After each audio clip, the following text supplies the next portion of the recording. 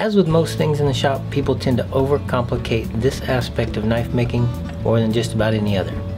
Handle shaping. How do you shape your handles? It's really not rocket science. You just want to make it feel good in the hand when you're using it. It's as simple as that. Let's get into it.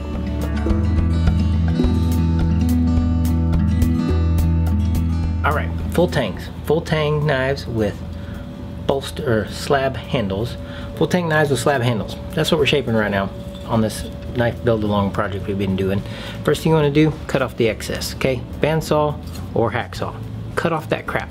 If you try to grind this off, you're going to overheat something somewhere, potentially, and you can cause epoxy to separate. Epoxy is not perfect, okay?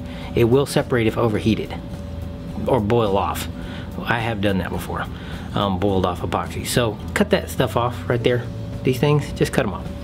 Second style of handle we're going to try to shape today, which I waited until this one was glued up to do, is not just a full tang with slabs, but a full tang with a slotted guard. See this right here? That's a slotted guard. So the guard went like these on here like that, sandwiched on and then peened on with pins, really like hammered in there hardcore style. So it's permanent metal, and it gives you an actual metal guard in front of your handle material. So you have to keep in mind the transition from metal to the belly of the knife and where that handle material matches all that. This is the most critical part of the whole shape right here, to try to keep this shape nice and not get too much ripple or wave or bump down into the softer material where it meets the harder material, etc, etc, etc. So there takes a little finesse to do stuff like this. The rest of it is basically just grind off the profile, the excess, down to the spine of the knife, and then shape the actual handles. You want some shape in this handle, all right? This right here, see that handle shape, that doesn't feel good. That's bad. That's not a good thing. That hurts. That hurts. So you don't want your handles like that, all right? Get rid of the blockiness, and the squareness in the handle fits the hand much better. It's much more friendly, and it feels like you're holding something pleasant and you're not holding a brick. Like I say, fantasy is fine, but function is final. And if it doesn't feel good in your hand, you are not going to want to use it, or it's not going to be a pleasant experience while you're using it. So we're going to go shape these two handles today. We're going to start on the small wheel. All right, small wheel, these little guys, it helps for cleaning up all this stuff really well. So I like to do that part first, just to kind of get it out of the way, because it's more of a tedious part. So do it while I'm fresh, and then we'll go off the rest on a large wheel. And yes, I have boiled off epoxy before. If your epoxy starts boiling when you're grinding this stuff off, it's not a good thing. So rethink that.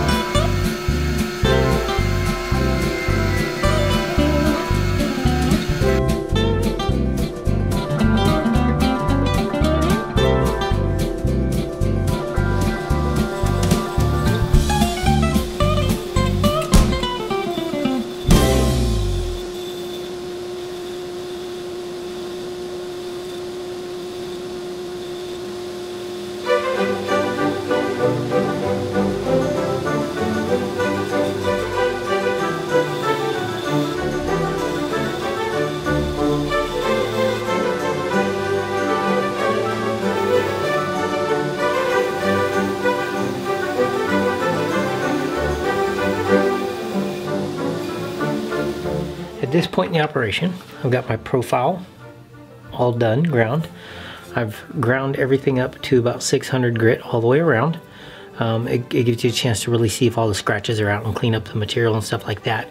As you're grinding, it's important to make note of your transition points. Anywhere the plane of the profile transitions to a different point, you want to make sure those are even and parallel to the center line of the spine of the knife. So making sure you kind of follow that as best you can all the way around, keeping things perpendicular and square on all three planes as you grind to shape, and then getting everything up to 600 grit so that it's easier to clean up at the back end. If I'm polishing it, I'll take it up to that micron A5 or whatever. But if I'm not polishing it, I'm just doing satin, I still take it up to 600 because it's much easier to see scratches and stuff like that and get the imperfections out. All right, so moving over to the grinder here, I'll come into my grizzly for most of my handle shaping because I use a combination of techniques. I use both slack belt up here and I use this flat platen right here to shape the handle. The problem with doing just slack belt is that as you grind your profile into the knife, you can pick up a little bit of dip on the pins because it's a harder material. It resists the belt more naturally than the softer material. So if you just do slack belt grind, you're going to introduce some dip in the handle, and it can be unattractive if you don't pay attention to it.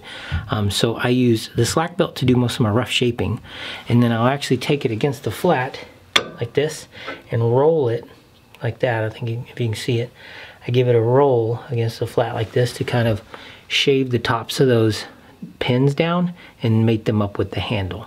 Now there's different types of handle shaping you can do if you're going to put a bow in the handle. Like I may do two different planes here, like maybe do one plane here like this and then another plane here going this way to where there's a little bit of palm swell in the grip, which I'm going to do on this knife. I'm going to transition it as best I can from the guard here to a palm swell and then back down to a little bit of a dip in the back here to go around the hand. And I'm going to have to do most of that with actually either the wheel or slack belt on the other grinder, so I'll show some of that process. Also on the internal part right here, I want to shape this. I don't want to have a harsh edge on this guard. I don't want to just leave it harsh and square, so I'm going to put a little bit of shape into that, like concavity or roundness to, I guess you could say, into the belly of this handle as well as the spine on top of the roundness into the rest of the regular parts of the slab. I do most of that in normal knives, just full tang slab handled. I can do most of that with sandpaper and you know, the shoe shine method, and I'll show that later on. But with a knife like this where you have hard material and soft material and harder material in the middle, it's going to be a little easier for me to shape some of that on a slack belt. So I'm going to try it out. This is not a normal build style for me with the slotted guard and stuff like that, but it is something I was used to doing on hidden tanks where you have guard transitioning into totally soft material without a bifurcation of the tang to kind of give it some sturdiness. So I've gotten used to transitioning that without making it lumpy and weird looking. It's just, this is a new type of handle for me, so I'm gonna try to make a lot more of these type of knives going forward in the future, because some more designs that are more my own designs. It's kind of, this style of knife is what I would kind of call a classical style of build with the slotted guard. So you have full tang slotted guard and kind of classical lines and stuff like that. Something what Loveless, S.R. Johnson, John Young, you know, Dave Sharp, guys like that are doing a lot of, and they're doing really well.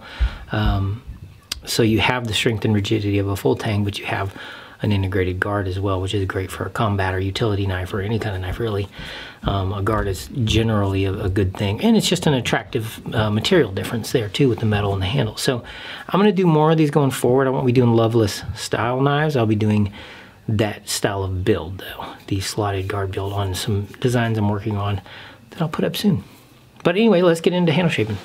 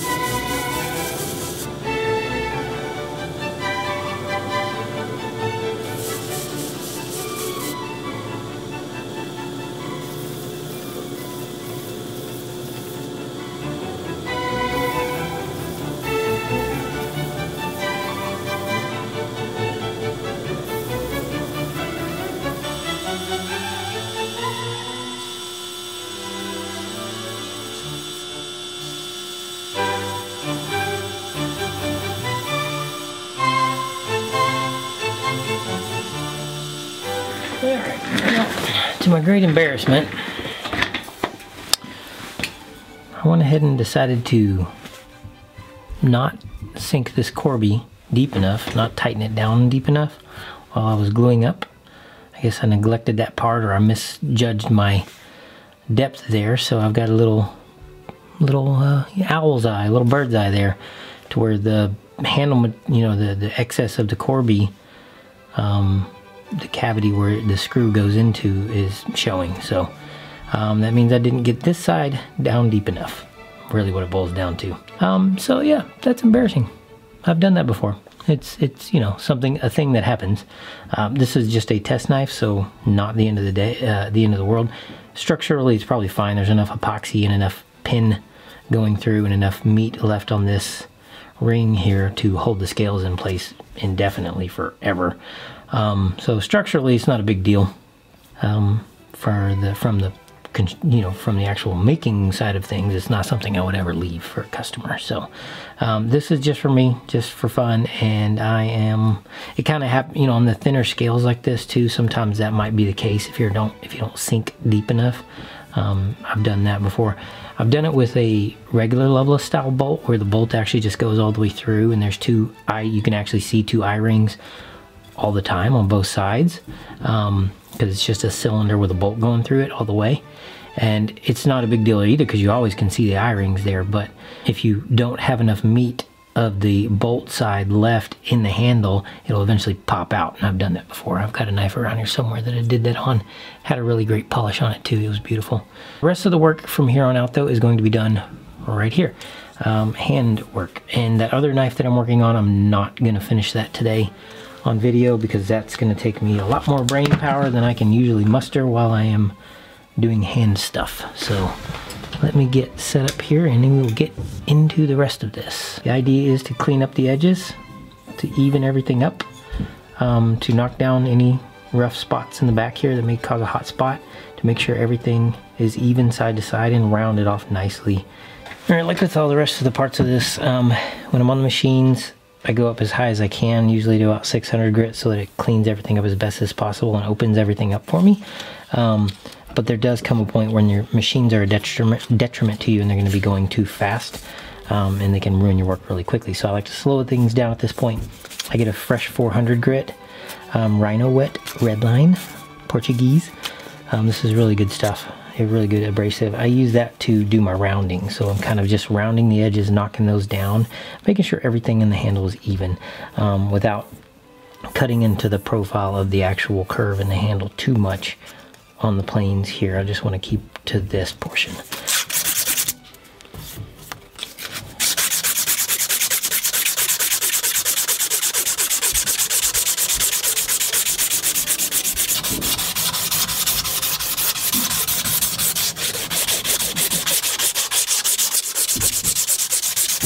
I'm going to hit the back end here, where the sharp edges are in the back. I want to knock those down really good so they don't get unfriendly to the hand. You can keep the profile and you can keep that sharp crispness in the back, but without it being sharp on the hand. So, and I went ahead and while I'm shaping the handles, I chamfer the inside of this thong tube here, so that it doesn't cut the lanyard if you put it in there. If you put a lanyard or a thong in there or whatever, it won't cut it. So make sure you chamfer that. It's one of the finishing techniques. This is a Chuck Ward vise, the original Chuck Ward knife vise from Benton, Arkansas. Chuck Ward is a knife maker, and these are really stinking handy. They're really, really handy. It allows you to get your work right in front of you and twist it and turn it however you need to.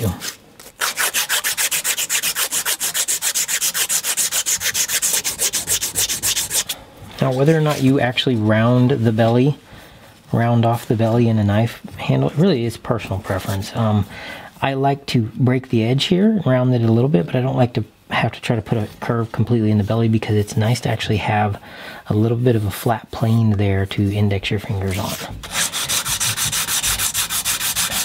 And that's kind of where I'm at with that other knife. I haven't decided exactly how I'm going to do that in that thing yet, or how I'm going to finish it, that handle style, since it does transition into a metal guard right here. Typically my guard being integrated, I just transition this in and break that edge. And I got to work the process out first. Something similar in that other knife. So And I'm just knocking this down a little bit. I also don't do finger grooves a lot on my knives, so you got to kind of consider that when you come into shaping, like getting that finger groove rounded nicely. There are no actual hard and fast rules when it comes to what has to be done in the handle shaping to make it a good knife. Honestly, it's personal preference in a lot of ways. Like, what do you want your handles to look like? Are they even? That's important.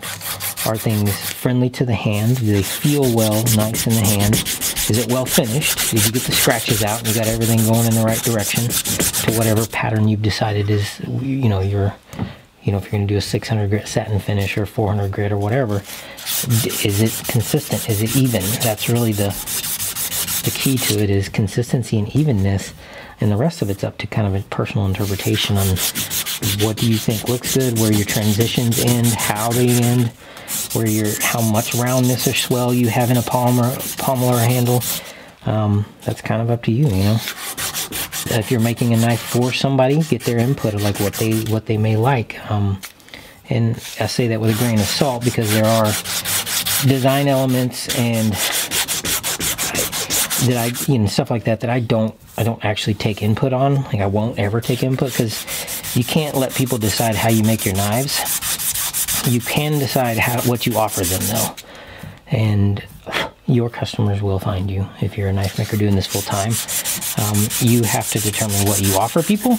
And you know, there is an element of catering to what people want to a degree, but you can't let them tell you how to make stuff. I want you to use this type of glue, this type of pins, in this location, and this exact, you know, dimensions. No, I don't. I'm sorry, we're not playing that game. Like, you don't come into a chef's kitchen and tell them how to cook, you know. You can order from the menu, but you can't come into the kitchen and tell me how to cook it. All right, now we're going to finish this up with some 600 grit. Got everything more or less shaped, so I'm going to finish the edges out.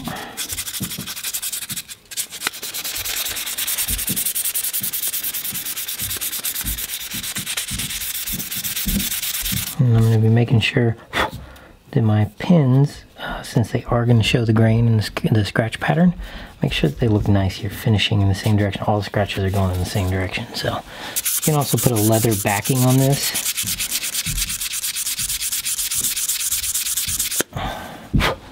Put a leather backing on this thing, and or wood or something like that, and really get into those pin tops, the heads of the bolts. Clean them up nicely. Alright, so I got all the cross scratches out, so now I'm just finishing the tops of my pins. Yeah, there we go. It's pretty nice. Doesn't have to be super fancy to be effective. Okay, get you in here close for this portion. Basically, to clean up this spine or the belly here, I basically just use a round rod of ebonite, I think this is, a little bit of WD-40. And the WD-40 is a beautiful thing because it shows you every single scratch you have in everything if you've missed anything in the handle. So, just some 600 grit. And I'm cleaning up this. If you need to sand anything out, like even things up, this is the portion you'd probably do that. But I got everything pretty darn clean with the belt because that's just how I roll, and I don't like to use, I don't like to, you know, economy of effort. I don't like to waste any time sanding things by hand if I don't have to, so I'll go as high as I can with the belt to ensure that everything is even and there are no big scratches left. So when it comes down to finishes, you want to make sure you're using a pretty fresh piece of sandpaper so that you're getting an actual very even and not, you know, not uneven scratch pattern and stuff like that. 600 grit's a beautiful finish, and it really looks nice when it's well done. And it gives a little bit of texture and a little bit of character and personality to the steel. And MagnaCut sucks to finish anyway, so if you need to get to a smaller internal portion like that, just find a smaller round object. Clean up that choil area. This is also a good time to knock down any sharp edges on the choil and on the spine of the knife, because while it's fun and everything to impress your friends striking a ferro rod, it's not really, you don't need a razor sharp edge to do it on the edge of, the spine of the knife, so you don't really need to leave much of that tooth to the edge. It can become unfriendly to the hand really quick. So knock that down. The spine is kind of a two-parter because I got to finish the spine first, and then I'm going to etch it, and then I'm going to finish it again. So I'm going to make sure all the scratches are out and everything is uniform and even. Breaking that edge there.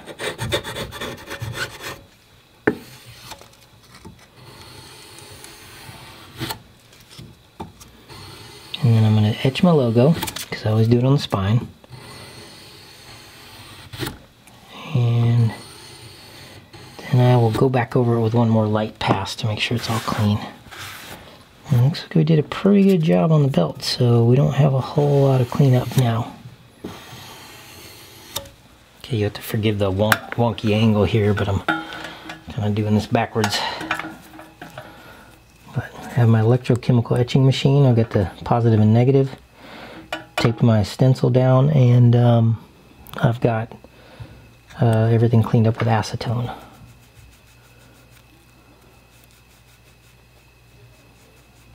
I do light passes at first.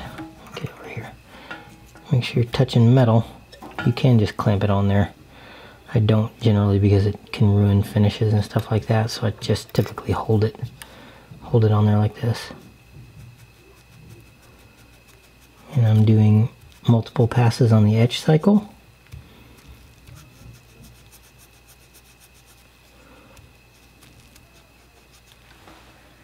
Make sure it's burning. Sometimes it doesn't get in there. And I lift this off of here every few seconds to let it degas a little bit.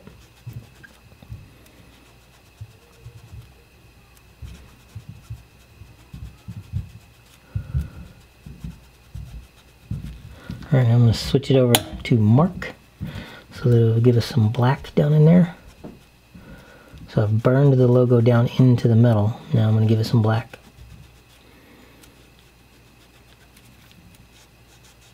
Neutralize it with the Neutralite here. Be generous with this stuff, get it down in there and really neutralize everything good. And let's see how we did. The logo reveal. Alright, there it is, and it's definitely crooked. Awesome. Good thing this is a test knife. And that, my friends, is the finishing touch before the sharpening. And we will be done with this knife. So I'm just gonna give this thing another light pass. You don't want to go too heavy and risk knocking your logo out. But if you burned it in there nice and deep, couple light passes with the 600 grit will not get rid of it. It will only clean it up and reveal it a little bit better, make it a little more crisp. So there it is. Actually, it's not that crooked. I actually changed my logo so there's more of it sticking down than there used to be out of the bottom. So I'll move it back off the spine a little. I'll clean this up, and we are going to get an edge on this bad mamma jamma. Okay, there's a lot of ways you can interpret what makes an actual good edge and an edge angle, and I'm not even going to get into that debate here. 20 degrees is about what I shoot for. There are no shortage of jigs out there that can help you do this or whatever, and I've found each one of them over the years to be equally useless. So I go with a 120 grit, and I put my edge on with that, my final bevel. Just get it ground in there, get it on there. I'm going relatively slow. I like to put some tape over the blade to protect the finish as well.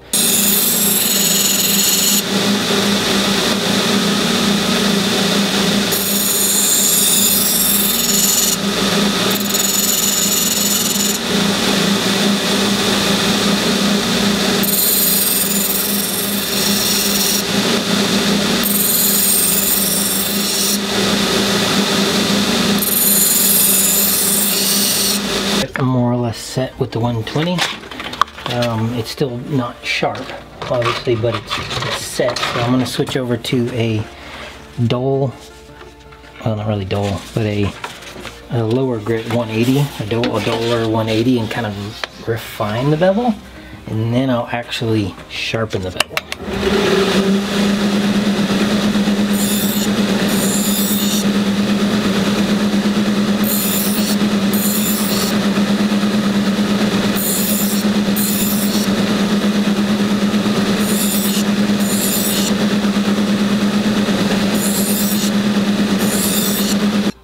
Feel tooth all the way down, so I'm going to make sure that this is even here. It's like a micro bevel where they match up there and at the back, and then I'm going to refine it with a 600 grit. So I actually put my final edge on with a dull-ish or well-used 600 grit Norax belt. Well, it's the X30 belt from Norax, the X30, so whatever grit that is.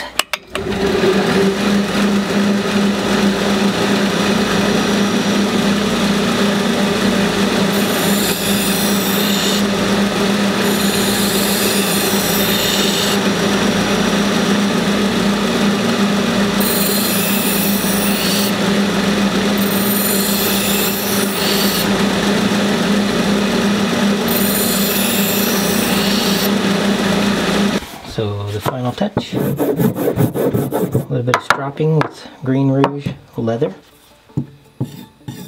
Light, no pressure, just you let the weight of the blade do the work.